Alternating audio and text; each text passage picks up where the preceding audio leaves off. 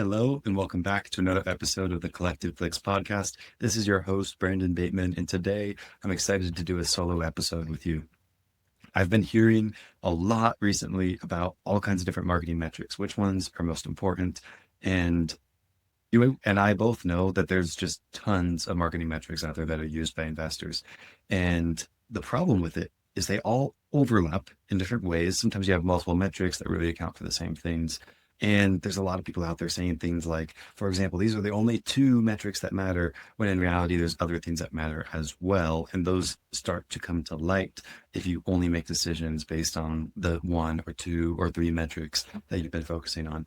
So I've been putting a lot of thought into this recently to understand what is at the core of all these metrics, which ones are redundant, which ones kind of get you to the same place, and what are the things that we actually care about. And I came up with four things ultimately that matter the most. And I think what you're going to find is, number one, that these four metrics are more comprehensive than what you'll hear most other places. And number two, that they have very minimal overlap. That we're not saying, for example, that cost per contract and cost per lead are the two most important marketing metrics. And really, those are just things that contribute to return on investment, right? So I'm going to take you through the acronym and share a little bit about each one of these metrics.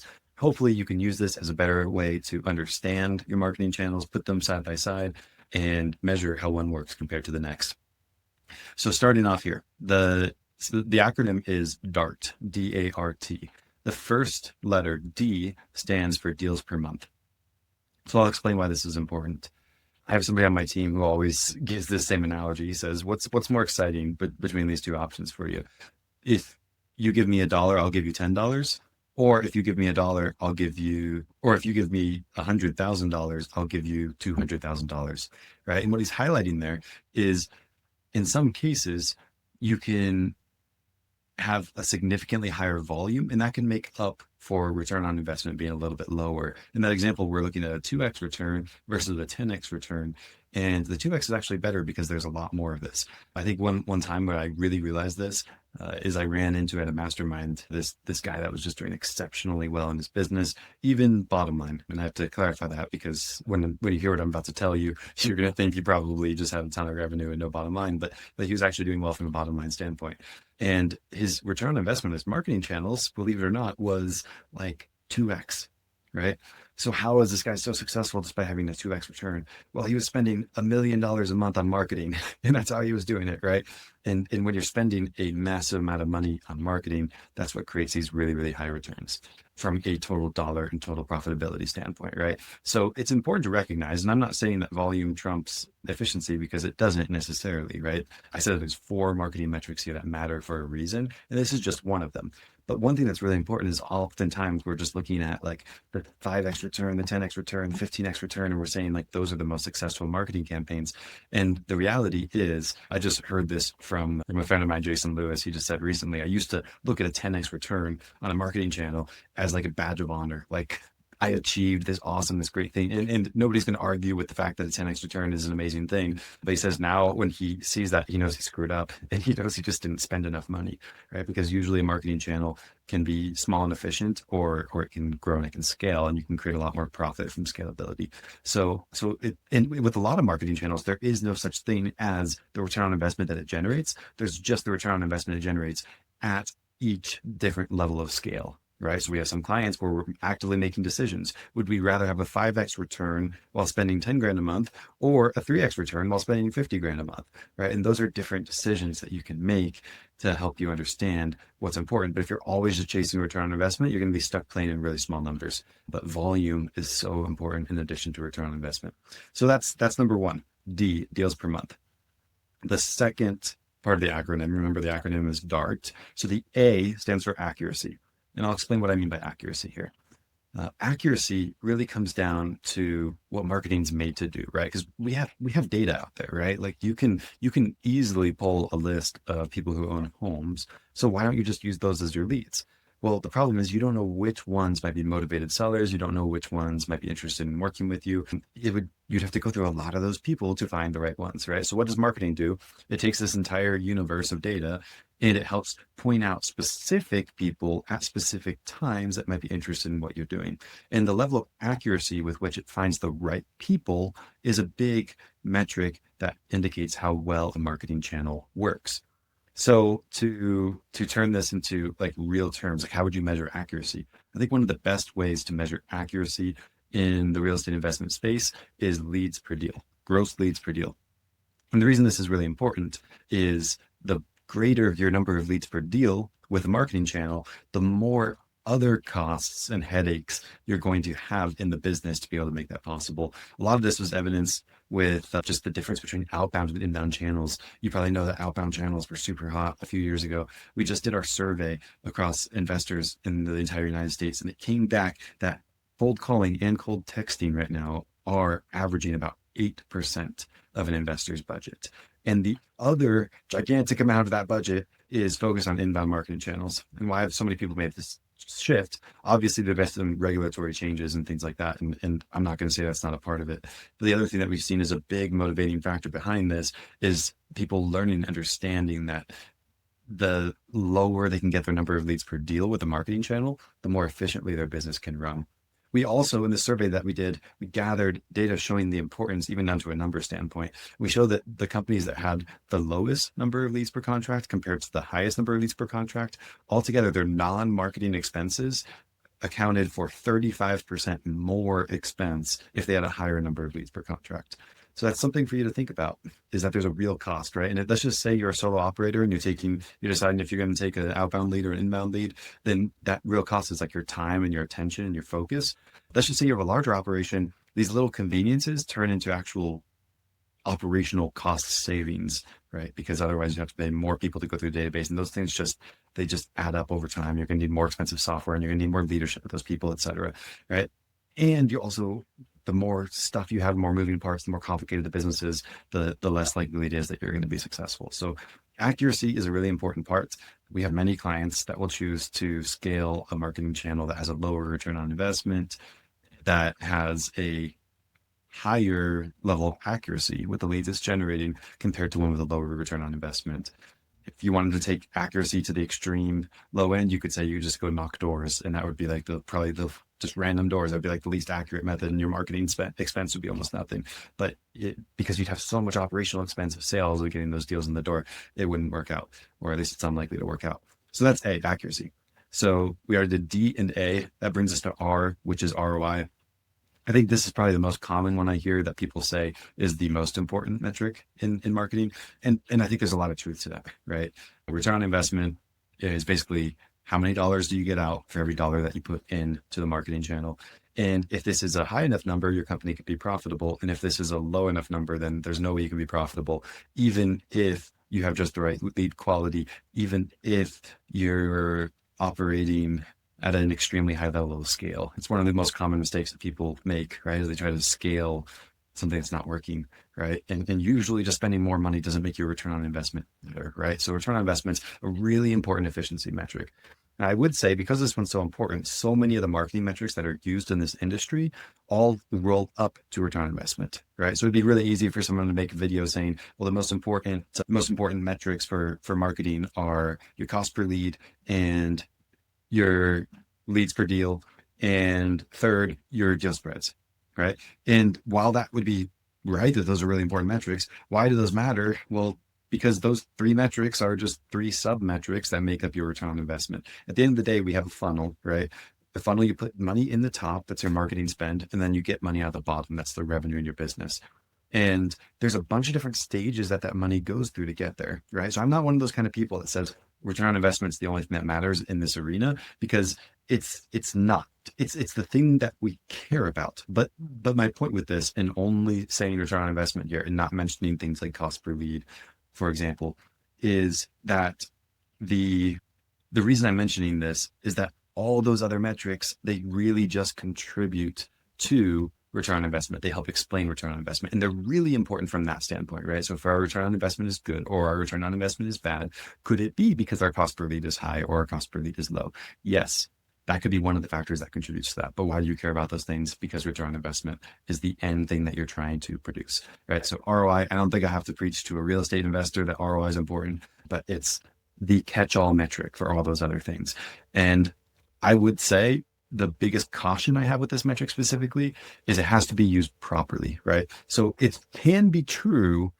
I think what happens a lot of time is in a business owner will look at a marketer and say a marketer only cares about, clicks, impressions, leads, all that stuff. I just care about return on investment, right? Like they're like higher and mightier, like more close to the cause.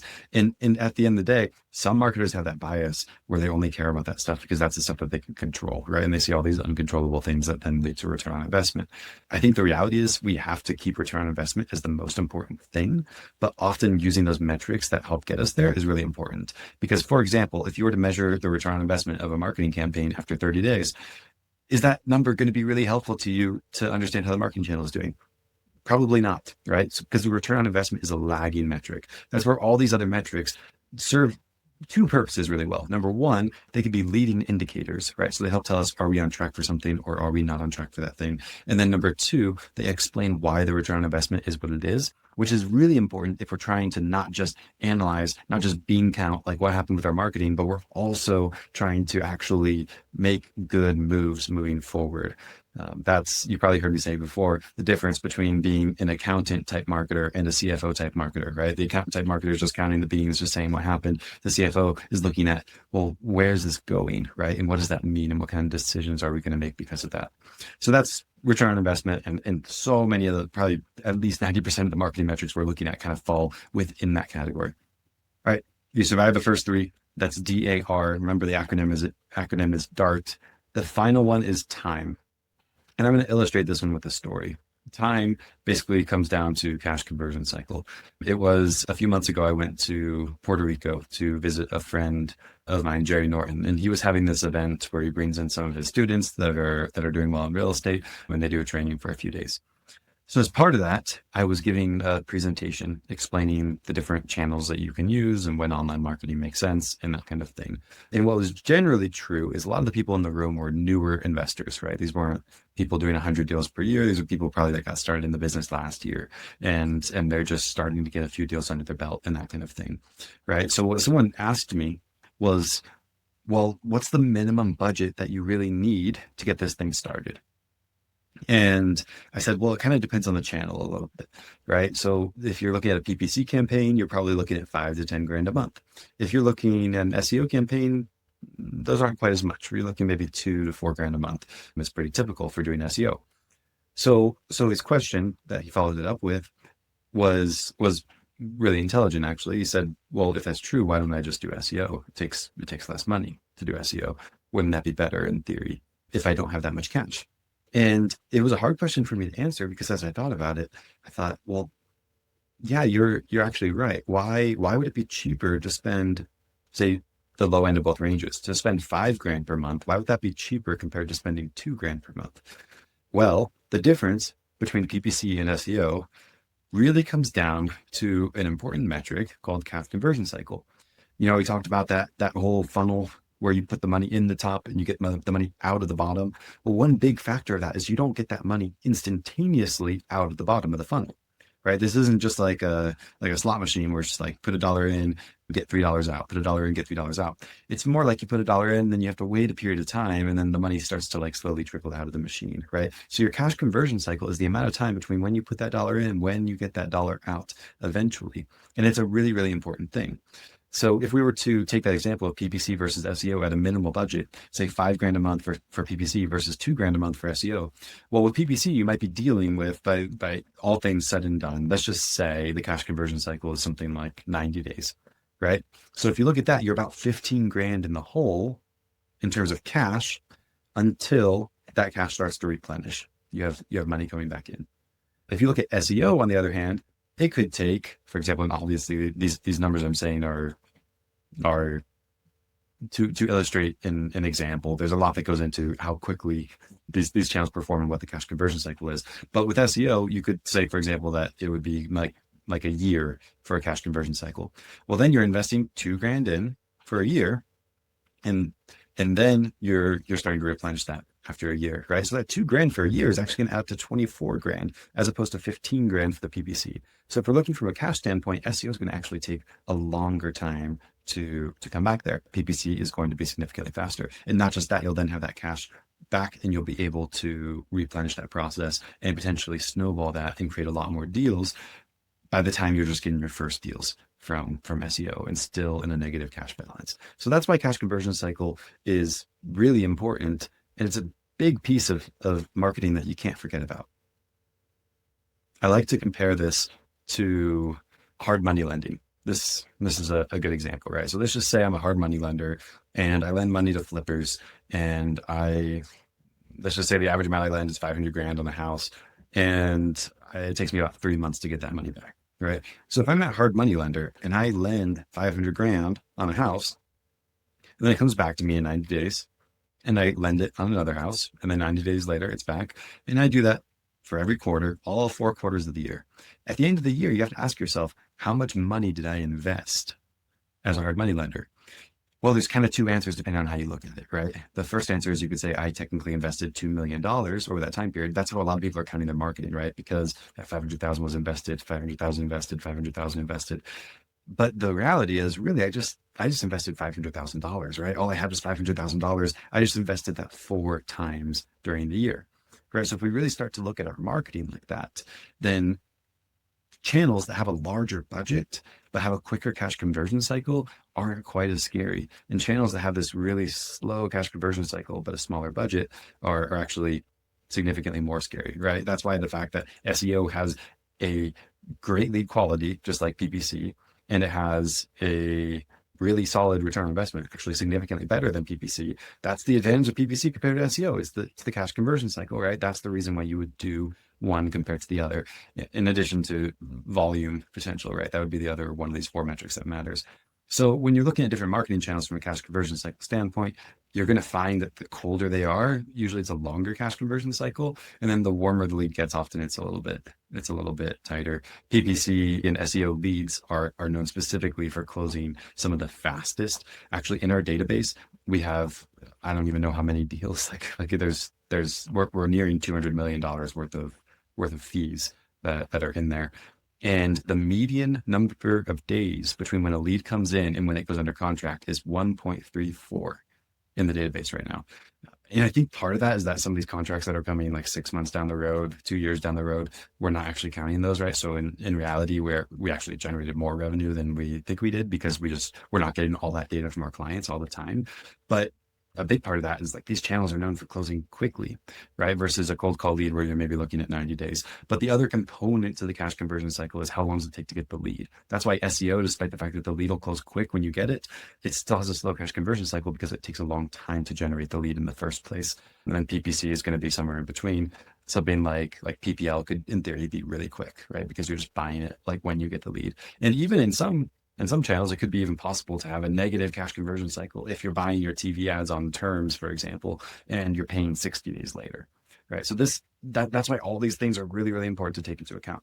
So to go over the acronym one more time, it's DART. That's deals per month, accuracy, ROI, and time. I encourage you, for each one of these, there's a metric. For deals per month, it's super simple. It's just the volume or the volume potential, right? Because just the fact that you're spending $2,000 on a marketing channel and getting half a deal a month doesn't mean that it couldn't be scaled to $100,000 a month in ad spend, right? So it's really just the scale potential of that channel. Accuracy comes down to leads per deal. ROI is simple. And then time really comes down to cash conversion cycle.